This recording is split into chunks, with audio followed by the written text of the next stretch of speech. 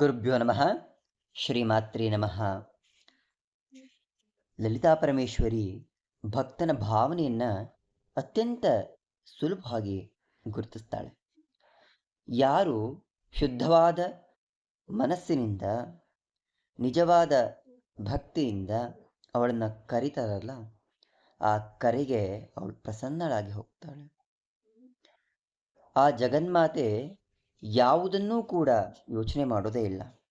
ಆಂತರ್ಯದಲ್ಲಿ ನಾವು ಯಾವ ಭಾವನೆಯನ್ನು ಇಟ್ಕೊಂಡು ಆ ತಾಯಿಯನ್ನು ಕರೀತಾ ಇದ್ದೀವಿ ಅಥವಾ ಅವಳು ಉಪಾಸನೆ ಮಾಡ್ತಾ ಇದ್ದೀವಿ ಅನ್ನೋದನ್ನು ಅವಳು ಗ್ರಹಿಸಿ ಆನಂತರವೇ ನಮಗೆ ಎಲ್ಲವನ್ನು ಅವಳು ನೀಡ್ತಾ ಹೋಗೋದು. ಇಲ್ಲಿ ಪರದೇವತೆಯಾದ ಜಗನ್ಮಾತೆಯನ್ನು ಪ್ರಸನ್ನಗೊಳಿಸಬೇಕು ಅಂದರೆ ನಾವೇನೇನೋ ಮಾಡಬೇಕಾಗಿಲ್ಲ. ಅವಳಿಗೆ ಶರಣಾಗತಿ ಆಗಬೇಕು. ಅವಳ ಆ ದಿವ್ಯ ಪಾದಗಳನ್ನು ನನ್ನ ಸರ್ವಸ್ವ ಅಂತ ಹೇಳಿ ಆ ಜಗನ್ಮಾತೆಯ ಚರಣಗಳನ್ನು ಗಟ್ಟಿಯಾಗಿ ಹಿಡ್ಕೊಂಡ್ಬಿಡ್ಬೇಕು. ಎಲ್ಲಿವರೆಗೂ ನಾವು ಆ ಜಗನ್ಮಾತೆಯನ್ನ ನೀನೇ ಸಕಲವೂ ಅಂತ ಹೇಳಿ ಅವಳ ಪಾದಗಳನ್ನು ನಾವು ಹಿಡಿಯೋದಿಲ್ವೋ ಅಲ್ಲಿವರೆಗೂ ಅವಳು ಪ್ರಸನ್ನಲಾಗೋದೇ ಇಲ್ವಾ ಅಂತಲ್ಲ. ಆ ದಿವ್ಯ ಚರಣಗಳನ್ನು ನಾವು ಹಿಡ್ಕೊಂಡ್ಬಿಟ್ರೆ ಸಾಕು. ನಾವು ಅನ್ಕೊಂತೀವಿ ಸಾಧಾರಣವಾಗಿ ಲೌಕಿಕ ಜೀವನದಲ್ಲೂ ಕೂಡ ಹಿರಿಯರಿದ್ರೆ ನಾವು ಅವರ ಪಾದಸ್ಪರ್ಶವನ್ನು ಮಾಡ್ತೇವೆ, ಒಂದು ಆಶೀರ್ವಾದವನ್ನು ತಗೊಳ್ಳೋದಕ್ಕೆ. ಆ ಆಶೀರ್ವಾದವೇ ನಮ್ಮನ್ನು ಫಲಿಸುತ್ತೆ ಅನ್ನುವಾಗ ಅಖಿಲಾಂಡ ಕೋಟಿ ಬ್ರಹ್ಮಾಂಡ ನಾಯಕಿಯಾದ ಜಗನ್ಮಾತೆಯ ಚರಣಗಳನ್ನು ನಿಷ್ಕಾಮ ಭಕ್ತಿಯಿಂದ ಹಿಡ್ಕೊಂಡ್ರೆ ಅವಳು ಪ್ರಸನ್ನಲಾಗೋದಿಲ್ವಾ? ಯಾವುದಾದ್ರೂ ಅನುಮಾನ ಇಟ್ಕೊಳ್ಬೇಕಾ? ಇಲ್ಲ. ಆದ್ರಿಂದ ಆ ಲಲಿತಾ ಪರಮೇಶ್ವರಿಯನ್ನ ಅವಳ ಪಾದ ಸ್ಪರ್ಶವನ್ನು ನಾವು ಮಾಡಿದ ಕೂಡಲೇ, ಅವಳ ಪಾದಗಳನ್ನು ಹಿಡ್ಕೊಂಡ ತಕ್ಷಣಕ್ಕೆ ಅವಳು ಪ್ರಸನ್ನಲಾಗಿ ಹೋಗ್ತಾಳೆ. ಆ ಪ್ರಸನ್ನ ಭಾವದಿಂದ ನಮ್ಮನ್ನು ಅನುಗ್ರಹಿಸ್ತಾಳೆ. ಅದಕ್ಕೇನೆ ಅವಳು ಸದ್ಯಪ್ರಸಾದಿನಿ. ನಾವು ನಮ್ಮ ಕಣ್ಣಿಗೆ ಕಾಣುವುದಷ್ಟನ್ನು ಮಾತ್ರ ಯೋಚನೆ ಮಾಡ್ತೇವೆ. ಕಣ್ಣಿಗೆ ಕಾಣದೇ ಇರುವುದೆಲ್ಲ ಸತ್ಯ ಅಲ್ಲ. ಯಾವಾಗಲೂ ಆ ಭಾವನೆ ಸಾಕಷ್ಟು ಸರಿ ಉಪಯೋಗಕ್ಕೆ ಬರುತ್ತೆ. ನಮ್ಮ ಶುದ್ಧ ಭಾವನೆ ಆ ಜಗನ್ಮಾತೆಗೆ ಪ್ರಿಯವಾದದ್ದು. ಆ ತಾಯಿ ಆ ಶುದ್ಧ ಭಾವನೆಗೆ ಮಾತ್ರ ಒಲಿದು ನಿಂತ್ಕೊಳ್ತಾಳೆ. ಅವಳ ಸಹಸ್ರನಾಮಗಳು ಕೂಡ ಅದನ್ನೇ ಹೇಳೋದು. ಸದ್ಯಪ್ರಸಾದಿನಿ, ವಿಶ್ವಸಾಕ್ಷಿಣಿ, ಸಾಕ್ಷಿ ವರ್ಚಿತ.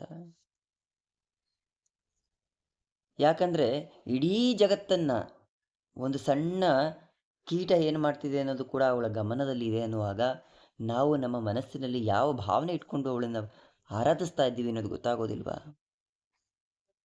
ಏಕಾಗ್ರತೆಯಿಂದ ಮಾಡ್ತಾ ಇದ್ದೀವ, ಮನಸ್ಸಲ್ಲಿ ಬೇರೆ ಯಾವುದೋ ಆಲೋಚನೆಗಳಿಟ್ಕೊಂಡು ನಾವು ನೋಡ್ತಾ ಇದ್ದೀವ ಅವಳನ್ನು ಅನ್ನೋದು ಅವಳಿಗೆ ಬಹಳ ಸುಲಭವಾಗಿ ಗ್ರಹಿಸ್ತಾಳೆ. ಯಾಕಂದ್ರೆ ಅವಳು ನಮ್ಮ ಒಳಗೇ ಇದ್ದಾಳೆ. ಇಡೀ ಜಗತ್ತನ್ನು ಅವಳು ಹೆಂಗೆ ನೋಡ್ತಿದ್ದಾಳೆ ಅಂದರೆ ತನ್ನ ಆಟದ ವಸ್ತುಗಳನ್ನಾಗಿ ನಮ್ಮೆಲ್ಲ ನೋಡ್ತಾ ಇದ್ದಾರೆ. ಯಾರ್ಯಾರು ನನ್ನ ಶರಣಾಗತರಾಗಿದ್ದಾರೆ ಅಥವಾ ಯಾರು ನನ್ನನ್ನು ಸ್ಮರಿಸ್ಕೊಳ್ತಾ ಇದ್ದಾರೆ. ಭೌತಿಕವಾಗಿ ನಾವು ಏನೇ ಸಾಧನೆ ಮಾಡಿದರೂ ಆಧ್ಯಾತ್ಮ ಸಾಧನೆಯಲ್ಲಿ, ಅಲೌಕಿಕ ಸಾಧನೆಯಲ್ಲಿ ನಾವು ಸತ್ಯವನ್ನು ಎಷ್ಟು ತಿಳ್ಕೊಂಡಿದ್ದೀವಿ, ನಾವು ಆ ಶಾಶ್ವತ ಸತ್ಯವನ್ನು ಎಷ್ಟು ನಮ್ಮ ಅಂತರ್ದೃಷ್ಟಿಯಿಂದ ನೋಡಿದ್ದೀವಿ ಅನ್ನೋದು ಬಹಳ ಮುಖ್ಯ ಆಗುತ್ತೆ. ಬಾಹ್ಯ ದೃಷ್ಟಿಗೆ ಇಲ್ಲಿ ಯಾವುದೇ ಬೆಲೆ ಇರುವುದಿಲ್ಲ. ಅಂತರ್ದೃಷ್ಟಿಯಲ್ಲಿ ನಾವು ಏನನ್ನು ನೋಡಿದ್ದೀವಿ.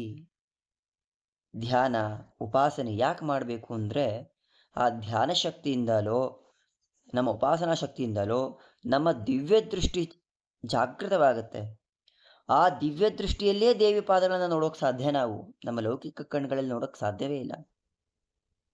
ನಮ್ಮ ಕಣ್ಗಳು ಹೊರಗಡೆ ಏನಿದೆ ಅದನ್ನು ನೋಡ್ತಾ ಇರುತ್ತೆ. ಅಂತರ್ಮುಖವಾಗಿ ನಿಂತ್ಕೊಂಡಾಗ ಮಾತ್ರ ಆಂತರಿಕವಾಗಿ ಅಂತರ್ದೃಷ್ಟಿಯಲ್ಲಿ ಆ ಜಗನ್ಮಾತೆಯ ದಿವ್ಯ ಪಾದಗಳನ್ನು ನಾವು ನೋಡ್ಬೋದು. ನಾವು ಎಲ್ಲಿವರೆಗೂ ಅಂತರ್ಮುಖಗೊಳ್ಳೋದಿಲ್ವೋ, ಆತ್ಮದೃಷ್ಟಿಯಿಂದ ಆ ಜಗನ್ಮಾತೆಯನ್ನು ಆರಾಧನೆ ಮಾಡೋದಿಲ್ವೋ, ಆ ಭಾವದಲ್ಲಿ ನಾವು ನೋಡೋದಿಲ್ವೋ, ಅಲ್ಲಿವರೆಗೂ ಅವಳು ತುಂಬ ದೂರ ಇದ್ದಾಳೆ ಅನ್ನೋ ಭಾವನೆ ಬರುತ್ತೆ. ಅದಕ್ಕೆ ಧ್ಯಾನ ಆಗಲಿ, ಉಪಾಸನೆ ಮಾಡೋದ್ರಿಂದ ಏನೂ ಬದಲಾಗದೇ ಇದ್ರೂ ನಮ್ಮ ಮನಸ್ಸಿನ ಆಲೋಚನೆಗಳು ಬದಲಾಗ್ತಾ ಹೋಗುತ್ತೆ. ಮಂತ್ರಗಳು ಕೇವಲ ಶಬ್ದಗಳಲ್ಲ, ದ ಫಾರ್ಮುಲಾ. ಆ ಮಂತ್ರಗಳನ್ನ ಉಚ್ಚಾರಣೆ ಮಾಡ್ತಾ ಮಾಡ್ತಾ ಮಾಡ್ತಾ ಏನಾಗುತ್ತೆ, ನಮ್ಮ ಮನಸ್ಸು ಆತ್ಮದೆಡೆಗೆ ಧಾವಿಸುತ್ತೆ. ಯಾವಾಗ ಆತ್ಮಶಕ್ತಿಯನ್ನ, ಆ ದಿವ್ಯ ದೃಷ್ಟಿಯನ್ನ, ಆತ್ಮ ಸಾಕ್ಷಾತ್ಕಾರವನ್ನ ಒಮ್ಮೆ ಮನಸ್ಸು ತಗೊಂಡಾದ್ಮೇಲೆ, ನಾವು ನಮ್ಮ ಜೀವನದ ದಿನಚರಿಯನ್ನ ಬದಲಾಯಿಸ್ತಾ ಹೋಗ್ತೇವೆ, ಅಥವಾ ನಮ್ಮ ಮನಸ್ಸಿನ ಸ್ಥಿತಿಯನ್ನ ಬದಲಾಯಿಸ್ತಾ ಹೋಗ್ತೇವೆ. ಅತಿಯಾದ ಕೋಪ, ಅತಿಯಾದ ಅಹಂಭಾವ, ಕಾಮ, ಕ್ರೋಧ, ಲೋಭ, ಮೋಹ, ಮದಮಾತ್ಸರ್ಯಗಳೆಂಬ ಆ ಅರಿಷಡ್ವರ್ಗಗಳ ಭಾವನೆಗಳು ಕ್ರಮೇಣವಾಗಿ ನಮ್ಮ ಹಿಡಿತಕ್ಕೆ ಬರ್ತಾ ಹೋಗುತ್ತೆ. ಯಾರು ಜಗನ್ಮಾತೆ ಉಪಾಸನೆ ಮಾಡ್ತಾ ಹೋಗ್ತಾರೆ ಅವರಲ್ಲಿ ಮೊದಲು ಕಾಣಿಸ್ಕೊಳ್ಳುವ ದೊಡ್ಡ ಬದಲಾವಣೆ ಶಾಂತತೆ, ಕ್ರೋಧವನ್ನ ನಿಯಂತ್ರಣ ಮಾಡಿಕೊಳ್ಳೋದು. ಆ ಕ್ರೋಧವನ್ನ ನಿಯಂತ್ರಣ ಮಾಡ್ಕೊಂಡಿದ್ದಾರೆ ಅವರು ಅಂದ್ರೆ ಅವರ ಉಪಾಸನಾ ಹಾದಿ ಸರಿಯಾಗಿದೆ.